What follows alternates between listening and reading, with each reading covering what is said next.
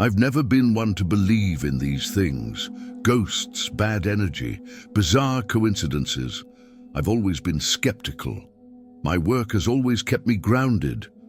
I've been a palliative care nurse for almost 10 years, and in that time, I've seen all kinds of people in their final days.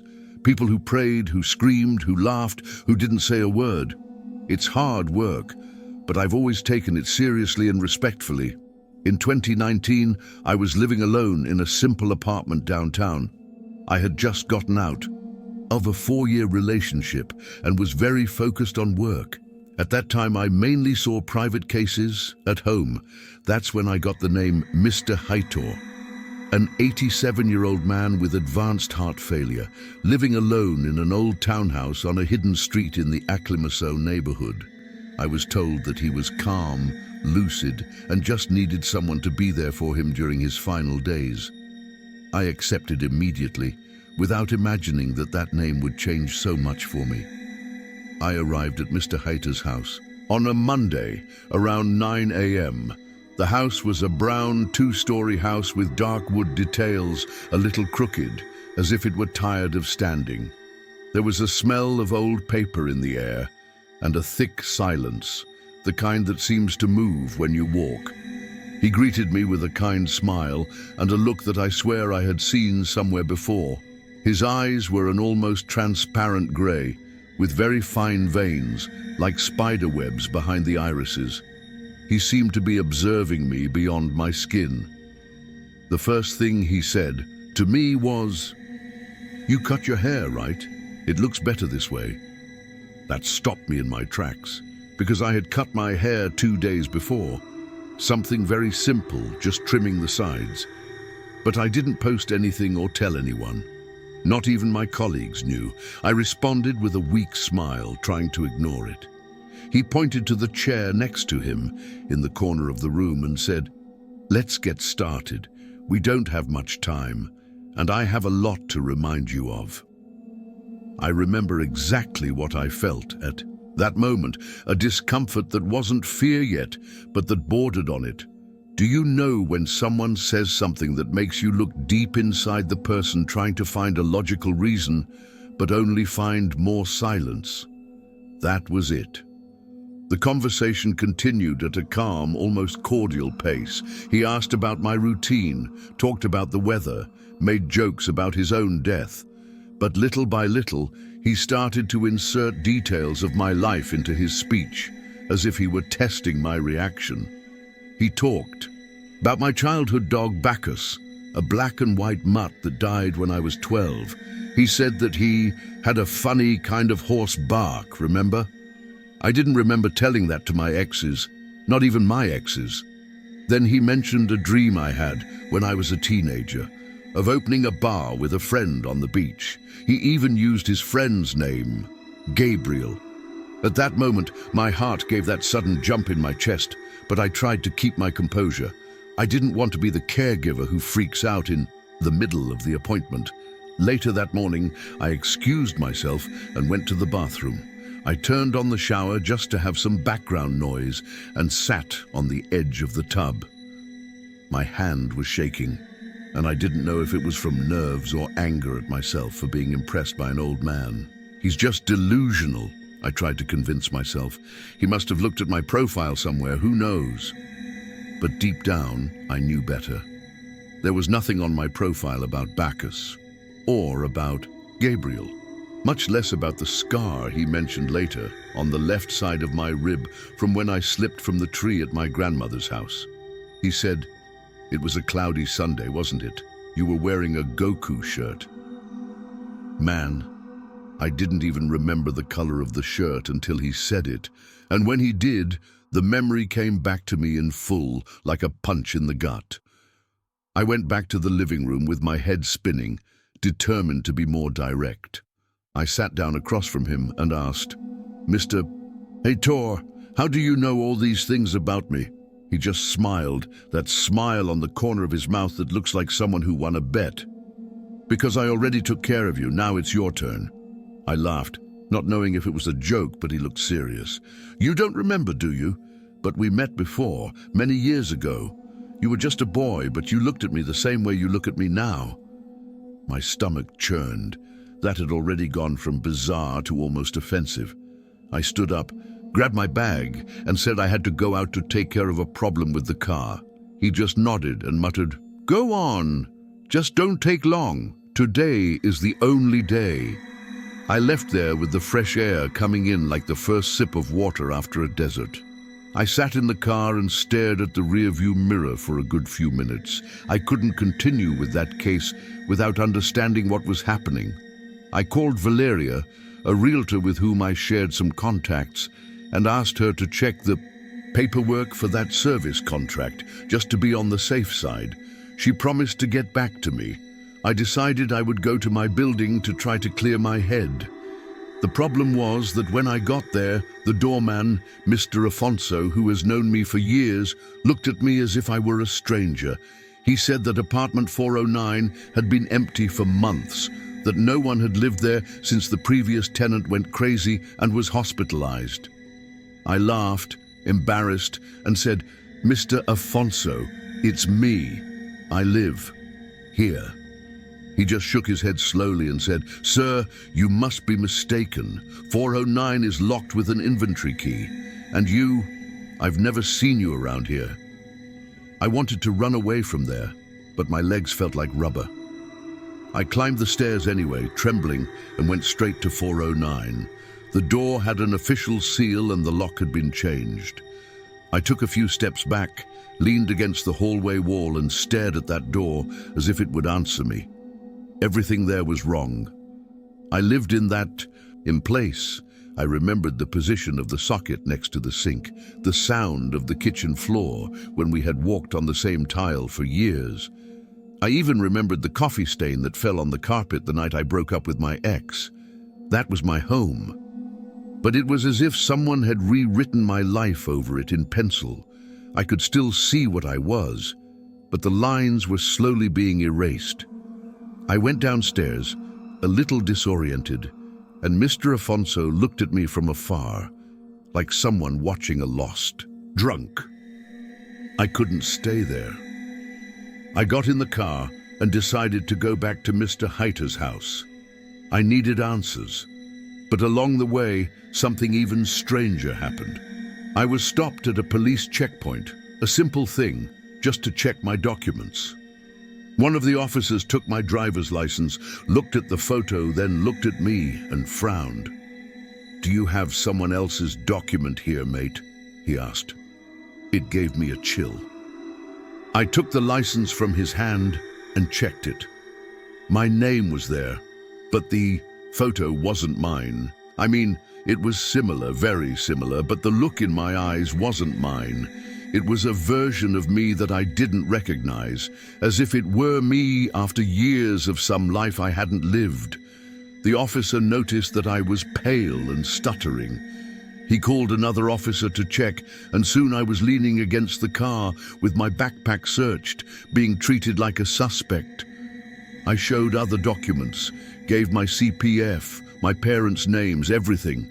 They called the system, and after a few minutes, one of them came back and said, "It's clean, just check your information. Sometimes cloned cards do that." I took the papers back and thanked him, but my head was already in 1,000 pieces. Something was taking shape, and I had no idea what it was. When I got back to Mr. Heitor's house, it was already past 3 in the afternoon. The sunlight was shining through the cracks in the windows, and the room seemed darker than it should have been. I knocked on the door and went straight in, since he always left it unlocked. The television was on, playing one of those old shows, but he wasn't in the armchair. I knocked, went to the kitchen, nothing. I slowly climbed the stairs, creaking with each step, as if the house itself was warning me not to continue. At the end of the hallway, the door to his room was ajar. When I pushed it open, I found him sitting on the edge of the bed, staring out the window with that same grey, fixed gaze. "You're back," he said, without looking at me. "I knew you would, because now you've started to remember." I sat down in the chair in the corner of the room, trying not to look shaken. I asked him what he meant by that, and he answered without hesitation. "You lived in 409, but not in this building. It was another one, in another place, but the number was the same. The number is always the same." I tried to question him, but he kept talking, as if he were reciting something he had rehearsed his whole life. "You're not being erased. You're being relocated, like I was, like everyone else was." And then he opened the drawer of the nightstand and handed me an old notebook, black-covered, smelling of mold. Inside were dozens of names, addresses, dates, and what sent shivers down my spine, scribbles of eyes, always drawn the same way. Big eyes in heavy graphite, as if someone had drawn the pencil several times over the same line. And among the names was mine, with the date of birth and a note written in red. "Transferred, no return." I froze, and before I could ask anything, we heard a noise coming from the kitchen. Footsteps, heavy like boots. Heitor stood up slowly and looked at me seriously. "I think it's time for you to really see 409, but you have to go alone." The kitchen was empty when I got there, but the back door, which had previously opened onto a dilapidated backyard, now opened onto a long, narrow hallway with dingy white tile walls. And at the end of it, a single door with a crooked sign, 409. I swear, I stared at it for a good 2 minutes without being able to move. Every cell in my body was telling me to get out of there, but my feet went, one after the other, as if they were being pulled. When I got closer, I noticed that the door had fingernail marks. Several, as if someone had tried to scratch the wood until they got out. The doorknob was hot, almost burning. I took a deep breath, turned it slowly, and pushed. The smell that came from there was a mix of mold, iron, and something rotten but alive. The kind of smell that seems to talk. The room was small, windowless, with scratched walls from top to bottom. There was an iron bed in the corner and an old TV, one of those tube ones, on with no image, just hiss. I approached slowly, and then I saw it. Sitting on the edge of the bed was a man. His back was turned, thin, with a long neck and ears of an unusual size, as if they had grown out of proportion to the rest of his face. His hair was thin, stuck to his head as if it had been glued together with dried sweat. When I said, "Sir," he turned slowly. And it was me. It was my face, but with empty eyes, no pupils, just an opaque white, like frosted glass. His skin was grayish, half transparent, like old paper. And he smiled. A broken smile, as if the muscles in his face were not used to wearing that expression. "I told you not to stay too long," he said in my voice, only scratchy, like an old tape recording. "You've gone out of line, and now someone has to stay in the room." Before I could react, the door slammed shut behind me with a bang, and the hiss of the TV turned into a scream, a high-pitched, impossible scream, like metal being dragged inside your skull. When I woke up, I was no longer in room 409, or Mr. Heitor's house, or anywhere I recognized. I was lying on a cold, windowless concrete floor with a white light flickering overhead. Slowly, sounds began to filter in, muffled screams, slamming doors, shuffling footsteps. The door opened, and 2 men came in, uniformed with name tags hanging from their shoulders. I staggered to my feet, asking where I was. One of them said dismissively, "Welcome to the observation wing. You're the new volunteer psychologist, right?" I froze. I didn't remember accepting any new work, but something told me I should intend I was. The taller man handed me a clipboard and said, "Today you start with patient 43. He doesn't talk, he doesn't react, but he draws all the time. He's been here for years. Good luck."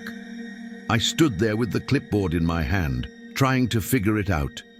It was as if reality was bending, creating a new version of myself in another setting. And worse, I felt like on some level, I already knew what I was going to find. The cell was cold, dimly lit with a small frosted glass window. Inside, sitting on the floor with his back against the wall, was a thin, bald man with a pale, handsome face.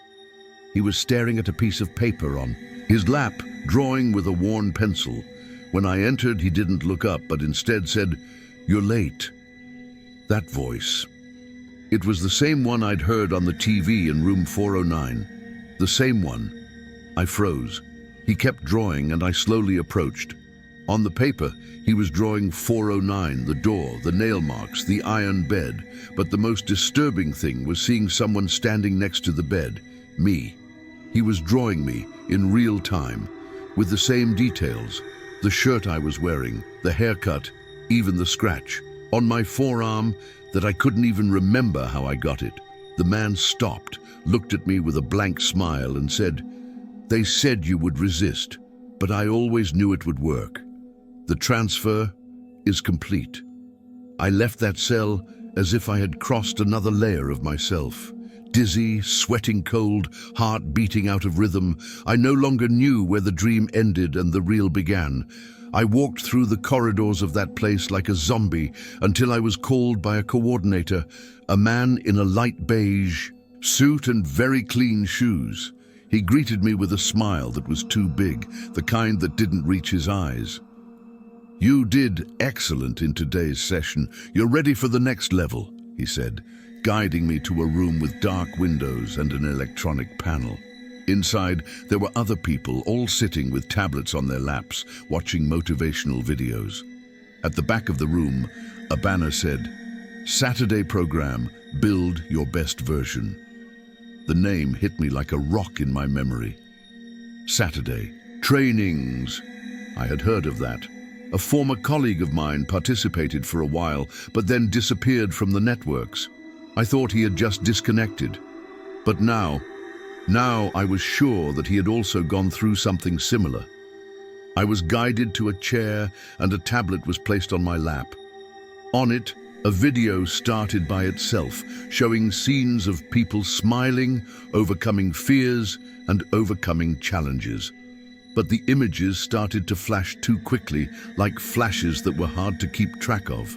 And between them, for milliseconds, deformed faces appeared, empty rooms with numbered doors, and a sequence of repeated commands. "Forget who you were. You are no longer you. Build yourself from scratch." I tried to leave, but the door had been locked from the outside. A metallic voice came from the speakers. "Resistance module identified. Initiating adaptation protocol." My tablet turned off and all the lights in the room went out. When they came back on, the people around me were looking at me. In silence, in sync, as if they had been programmed to look at me at that exact moment. And then they all started repeating, "Saturday, Saturday, Saturday." It was a whisper that was both collective and unbearable, like an echo inside the skull. I jumped up, pushed my chair back and started knocking on the door. Nothing, no reaction from outside, and inside the chorus continued. "Saturday, Saturday, Saturday." Until everyone stopped at the same time, as if they had received a silent order. The silence that followed was even worse. One of them, a man with thinning hair and extremely white skin, slowly turned his face toward me and said, "You are the last test before the next floor opens." I asked what that meant, but no one answered. Instead, the screen of my tablet turned on by itself and showed an image. It was room 409, again, only this time, in ruins.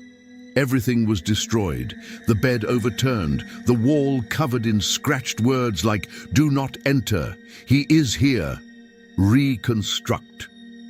And in the center of the screen a sentence flashed, "Return to the point of origin." At that moment, the door unlocked. Not knowing what to do, I ran. I crossed corridors I had never seen before, emergency stairs, a sequence of numbered doors, 405, 406, 407, 408, and then again the damn 409. Only this time it wasn't a room anymore. It was a mirror, a huge mirror, taking up the entire wall. And in the reflection, I saw something that destroyed me once and for all. It was me in a white coat, sitting in a monitoring room, watching myself run. I was the security guard, the psychologist, the patient, the caregiver, all at the same time. It was as if my identity had been ripped apart and glued back together with pieces of other lives. I touched the mirror and felt as if it were breathing, warm, alive, pulsing under my fingers, and in the back of the reflection behind my image, a door slowly opened. Mr. Heitor came out, with that same empty look, and behind him, all the other versions of me. The man in the cell, the me in the room, the Saturday company employee. And they were all smiling, silently, as if they had won. I took a step back, but the wall behind me was gone. It was as if I were trapped inside that mirror, being watched by myself, as if my entire life had been a construction that I had watched, tested, and shaped. I felt a strong tingling in my hands, then in my feet, and then in my eyes, as if something was trying to adjust me from within, to forcibly realign my body and mind. I began to scream, not for help, but to try to remember who I was. I said my full name, my date of birth, my mother's name, my first dog's name, my school, simple, real things, anchors. The image in the mirror began to tremble. The other versions of me written. Mr. Heitor began to laugh, a dry, soundless laugh. Then the screen cracked, a crack in the middle of the image, as if it were about to break. And I continued, "I'm the nurse. I used to live in 409. I've lived through all of this, but none of it is mine." And then silence, a loud bang like glass breaking inside my head, and I woke up. I was lying on a stretcher, covered by a thermal sheet, with bright lights above me. Beside me, a man in a lab coat was looking at a monitor. When he saw me open my eyes, he said, "Patient stable, transfer successfully reversed." I couldn't speak, my vocal cords hurt, but I was there, back. Little by little I was coming to. My name was on my file. My documents were correct. No sign with 409 in sight. A few days later, I found out that Mr. Heitor had died, but there was no record of a caregiver registered in his case. The address where I had seen him? According to Google Street View, it had been a vacant lot for more than 8 years. I went back to my apartment, 409, now with my name in the mailbox. But every night, I still hear footsteps behind the door. And I know that if I open it, one of the versions of me might be on the other side, waiting for the chance to come back. In the days that followed, I tried to get back into my routine, working, eating right, sleeping, but nothing felt the same. People's faces looked slightly different. Conversations were disconnected. Even my own reflection sometimes looked back at me a second too late. Once, in the elevator mirror, I saw my mouth move before I spoke. I've been trying to keep it quiet, but I confess, I started writing this story because this morning I found something strange inside my refrigerator. Note it. Wet, folded between the trays. On it, the familiar handwriting, mine, said only, "Come back Saturday. The door will be open." I didn't write that. But the strangest thing is that when I took the letter out of the refrigerator, I smelled room 409, that smell of iron, mold, and something alive. I've been avoiding looking in the mirror for a long time. I'm afraid of seeing someone smiling before me. Maybe this was all a breakdown. A late-onset psychotic episode. Maybe I mixed up faces, memories, delusions, but I swear I felt every single thing. The sound of the TV blaring, the cold concrete on my back, the knowledge that I was being tested. I could never access the company records of the Saturday trainings again. The building where I did the sessions is now a parking lot. And the silent patient prison? They say it was decommissioned over 20 years ago.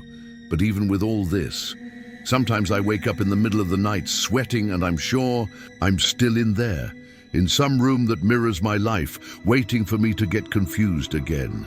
I don't know if I escaped. I don't know if I'm really the one writing this now.